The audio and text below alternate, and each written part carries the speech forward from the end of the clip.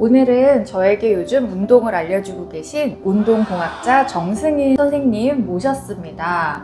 우리 몸에서 가장 중요한 척추, 이 척추를 풀어주면서 건강해질 수 있는 방법을 알려주실 거예요. 안녕하세요, 정승인이라고 합니다. 우리 몸의 모든 부분이 중요하긴 하지만은 우리 몸의 움직임에 있어서 가장 중요한 부분 중에 한 군데는 척추라고 저는 생각을 하거든요. 왜냐면은 뇌에서 명령을 내리면은 몸에서 받아줘야 되는데 그 받아주는 그 중간 통로가 척추거든요. 근데 척추의 운동량이 적어지면서 척추의 움직임이 굉장히 안 좋아진 사람들이 많고, 그로 인해서 여러 가지 파생되는 질환들이 많이 생겨서 저는 운동을 가르치기 시작하면 맨 처음에 시작하는 운동이 척추의 움직임을 확보하는 것과 호흡부터 시작을 합니다.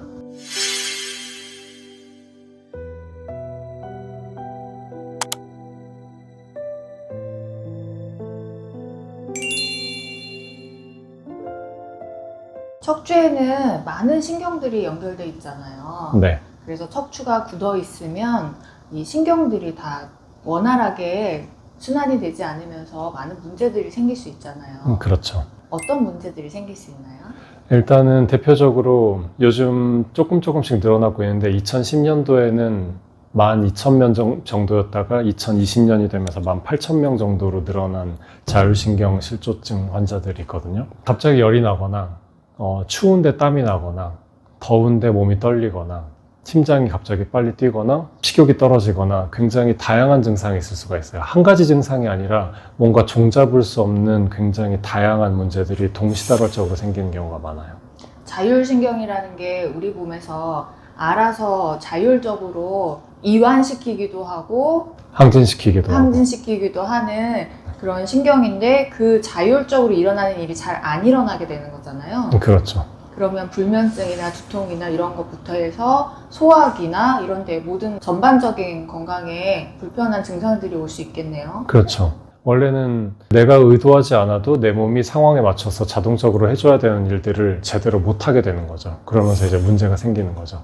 그러면 만약에 예민하고 여기저기 딱히 병원에서 진단이 나오는 건 아닌데 잠도 잘 못 자고 소화도 잘 안 되고 불편한 것들, 그런 것들이 거기에 해당되겠네요. 네, 맞습니다. 그럴 때 척추를 잘 이완시켜주고 잘 풀어주면 연결돼 있는 신경이 잘 활동할 수 있을까요? 그것만 가지고 완전히 좋아진다고 말할 수는 없지만은 그래도 도움이 되는 건 확실하죠. 자, 일단은 척추의 움직임을 앞뒤로는 우리가 많이 움직이거든요. 굽히고 펴고 이런 것들은 많이 움직이는데, 실제로 이 척추에서 나가는 신경들은 좌우로 움직였을 때 훨씬 더 척추의 움직임이 이렇게 좌우로 움직이면서 신경의 신호를 원활하게 보낼 수 있게 되거든요. 그래서 척추의 움직임을 좋아지게 만드는 운동을 5가지로 해서 난이도 굉장히 낮은 것부터 그래도 상당히 수준이 있는 운동까지 5가지로 나눠서 알려드릴게요. 그러면 첫 번째로 제일 쉬운 운동 중에서 일단 매트를 치우고 미끄러질 수 있는 바닥에서 편하게 누우셔서 척추를 옆으로 와이퍼처럼 움직여 보세요.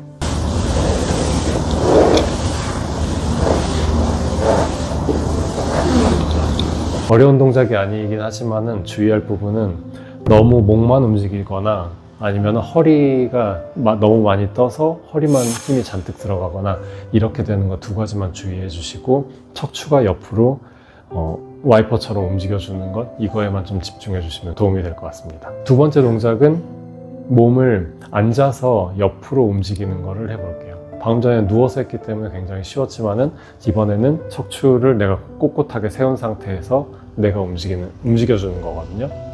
자, 처음에 한 손을 바닥을 짚고 반대쪽 손으로 쭉 뻗어주고 짚고 쭉 뻗어주고, 그러면서 내 옆구리가 길어진다는 느낌으로, 길어지는 느낌으로 길어지게 이렇게 해서 척추뿐만 아니라 내 몸통도 같이 스트레칭이 될 수 있도록 이렇게 해주시면 좋을 것 같고, 이게 만약에 잘 되지 않고 만약에 앞으로 구부러진다면 웬만하면 앞으로 구부러질 거거든요. 벽에다가 몸을 붙여놓고 벽을 가이드 삼아서 움직여 보세요.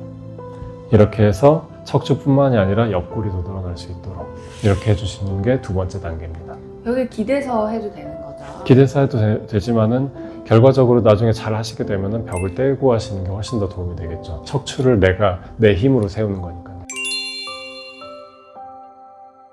세 번째 동작은 제가 TTC를 취득한, TTC가 라이센스 같은 거예요. 요가에서 오다카 요가라는 요가의 라이센스를 취득했거든요. 거기서 특징적인 움직임들이 있어서 거기서 알려주는 동작들을 보여드리겠습니다. 니플스라는 동작이고, 꼬리뼈부터 시작해서 꼬리뼈를 내 몸쪽 안쪽으로 다리 사이로 말아놓고 그 굴곡을 천천히 척추 위쪽으로 옮기는 거예요.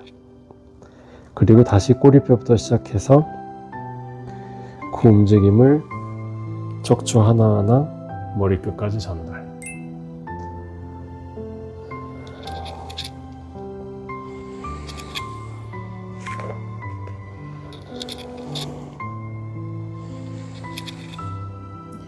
선생님은 굉장히 유연하신데 허리가 많이 굳어있는 일반인들은 처음부터 하긴 어려울 것 같아요. 자세하게 요령 부탁드립니다. 처음에는 당연히 이제 움직임이 좋지 않을 수밖에 없고, 저도 처음에 시작했을 때는 굉장히 어려웠거든요. 근데 내가 어떻게 명령을 내리느냐에 따라서 내 몸은 천천히 서서히 변하기 시작하거든요. 근데 그거를 가장 편하게 손쉽게 인지하기가 좋은 부분이 꼬리뼈예요. 꼬리뼈부터 사용을 해서 그 부분이, 그 움직임이 하나하나 천천히 올라온다고 그 척추 하나하나 마디마디를 인지하려고 노력을 한번 해보시면은 언젠가는 좀 하시다 보면은 그러니까 그게 느껴지거든요. 그러면서 척추를 분절분절을 움직여서 척추 간의 사이에 압력을 많이 줄일 수가 있어요. 척추 하나하나에 신경이 다 연결되어 있잖아요. 네. 근데 사실 저희가 척추를 그런 식으로 거의 움직이지를 않다 보니까 네.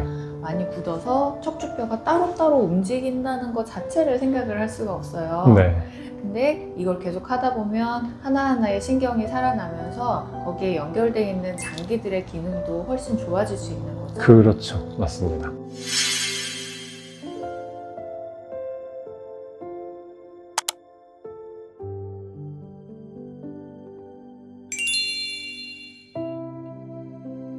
다음 전의 동작은 솔직히 첫 번째나 두 번째 동작에 비해서 난이도가 갑자기 올라가거든요. 네. 이거는 천천히 내가 꼬리뼈부터 사용해서 척추를 하나씩 말아 넣는다 라고 생각을 하고 하시면 좋을 것 같고, 그리고 척추는 다 안 움직였는데 머리부터 이렇게 들어 올리는 경우가 있거든요. 그것만 좀 주의해 주시면 좋을 것 같아요. 그러니까 척추가 다 움직이고 나서 마지막에 머리를 들어 올린다. 척추가 다 구부러지고 나서 마지막에 머리를 숙인다. 이 정도만 주의하시고 척추의 움직임 하나하나씩 움직이는 거에 계속 집중해 보시면 도움이 될 것 같아요. 척추 하나하나에 다 신경이 연결되어 있는데 척추를 분절해서 잘 사용하지 않고 척추에 거의 움직임이 없이 살잖아요. 그렇죠. 그래서 많이 뭉쳐져 있는 것 같아요. 덩어리. 네. 처음에는 분절해서 움직이는 게 쉽지가 않더라고요. 우리 뇌가 좀 안 쓰다 보면은 그 부분을 같은 걸로 인식을 해버리거든요. 그러니까 꼭 뭉쳐서라기보다는 뇌가 그 부분을 같은 막대기처럼 하나로 인식을 해버리면은 그 근육들은 동시에 같이 움직이게 돼버려요. 그거는 그러니까 몸의 문제가 아니라 내가 어떻게 인지를 하냐의 문제거든요. 그러려면은 내가 거기를 지금 움직이고 있나 이렇게 해가지고 내가 계속 거기를 신경 써야지, 나는 움직인다고 생각하고 움직임만 기계적으로 하게 되면은 굳어있는 부분은 그대로 그냥 넘어가 버리는 거예요. 하나로 인식을 하고 있기 때문에. 그래서 그걸 더 빠르게 좀 더 빠르게 그 부분을 유연하게 하고 싶다 라면은 내가 지금 그 부분을 제대로 움직이고 있나, 분절을 잘 하고 있나 라고 인지를 하면서 하시면은 훨씬 더 빠른 시간에 도움을 얻으실 수 있을 것 같아요. 하나하나 움직임을 느껴보려고 하니까 할 때마다 그게 조금 다르게, 처음에는 전혀 안 느껴지고 덩어리로 느껴졌는데 이제는 하나하나 움직임이 느껴지는 것 같아요. 젊은 사람들도 척추가 많이 굳었지만 특히 나이가 들수록 많이 굳잖아요. 네. 그리고 구분 등이 많고 네. 그런 경우에도 이 운동을 하면 많은 도움이 될까요? 오히려 젊은 친구들보다 나이 드신 분들이 훨씬 더 도움을 많이 얻으실 수 있을 것 같아요. 이런 종류의 움직임은. 특히나 기능이 떨어졌을 때 더 데미지를 많이 받으시는 분들은 아무래도 나이 드신 분들이거든요.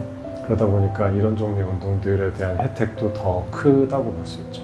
이 척추가 천골, 꼬리뼈부터 목뼈, 경추까지 다 연결돼 있으니까 그 하체의 움직임이나 뇌의 움직임과도 관련이 있을까요? 그 정도를 넘어서서 우리 몸 전신에 있는 모든 신경계에 전부 다 영향을 끼치거든요. 그러니까 장기, 근육의 움직임, 손의 움직임, 발가락의 움직임, 다리의 움직임, 힘뿐만 아니라 정교한 움직임이나 뭐 소화나 아니면 뭐 심장의 움직임, 호흡 등등 할 것 없이 우리 몸의 모든 기능에 전부 다 관여한다고 생각하시면 돼요. 잘 안 되더라도 꾸준히 하면 점점 더 기능이 좋아지겠네요. 네, 그렇죠. 사실은 척추의 움직임, 제가 하는 오다카 요가의 좋은 점은 척추의 움직임과 호흡을 같이 싱크를 해놨거든요. 그래서 척추의 움직임에 호흡을 같이 붙여서 하는 거를 기본으로 하고 있어요. 그래서 근데 처음부터 호흡과 척추의 움직임을 같이 붙여버리면 헷갈리고 그럴 수 있으니까 호흡을 저는 따로 분리해서 지금 설명을 드리기로 했거든요. 그래서 네 번째 이번에 알려드릴 거는 척추의 움직임과 호흡을 같이 붙여가지고 하는 걸 알려드릴게요. 우리가 보통 척추에 붙어있는 근육은 196개가 척추에 직접적으로 붙어 있거든요. 그러면은 그 근육들이 전부 다 등 쪽에 붙어 있어요. 그러다 보니까 등을 이렇게 굽히는 것만으로도 그 근육들은 전부 다 이완 상태가 돼요. 196개의 근육이면 우리 몸에 있는 근육의 3분의 1에 달하는 근육이거든요. 척추의 움직임 하나만으로도 우리 몸의 3분의 1에 달하는 근육이 동시에 작동하고 동시에 풀린다라고 볼 수가 있어요. 그러면은 호흡을 내뱉을 때는 우리가 기본적으로 신경의 톤이 다운되는 부교감 신경이 활성화되는 안정 방향으로 내려가는 운동이거든요. 그럴 때 척추의 움직임을 이완시키는 방향으로 그러면서 호흡을 내뱉고 그리고 척추가 전체적으로 힘이 들어갔을 때 들이마시면서 신경을 항진시키는 방향으로 올려놓고 이거를 교차하면서 사용하는 방식이에요. 그래서 호흡을 척추의 움직임과 같이 싱크시켜서 척추가 구부러질 때 호흡이 나가고 척추가 펴져서 힘이 들어갈 때 호흡을 들이마시고 내쉬고 들이마시고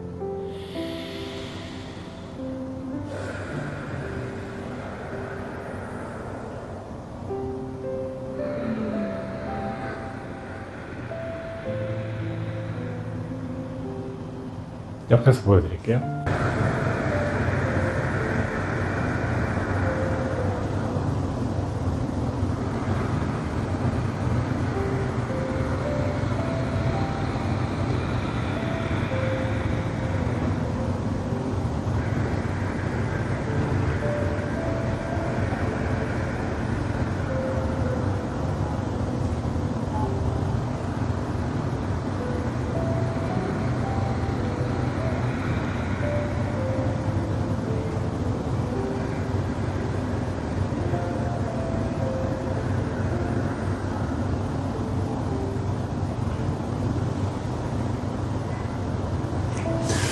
이런 식으로 척추의 움직임과 호흡을 같이 붙여가지고 움직여주면은 내 척추가 힘을 쓸 때 내 신경계도 항진되고 신경이 무조건 올라가는 게 좋은 것도 아니고 무조건 내려가 있는 것만도 좋은 건 아니거든요.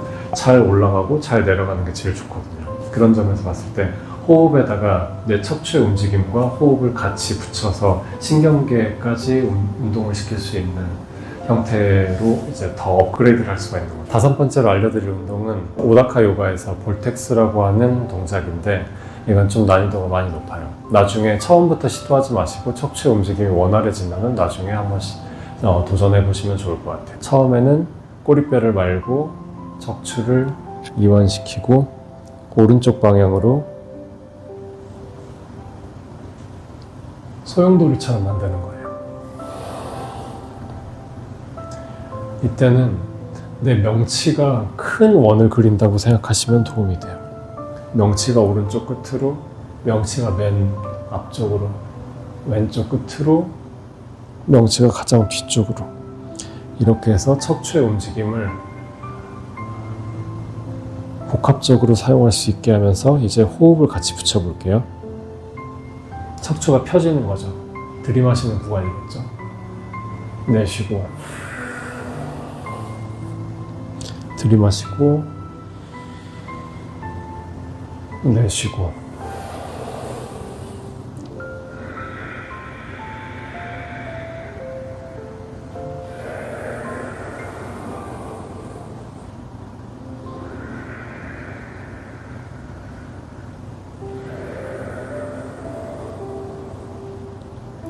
이제 반대 방향으로 해볼게요.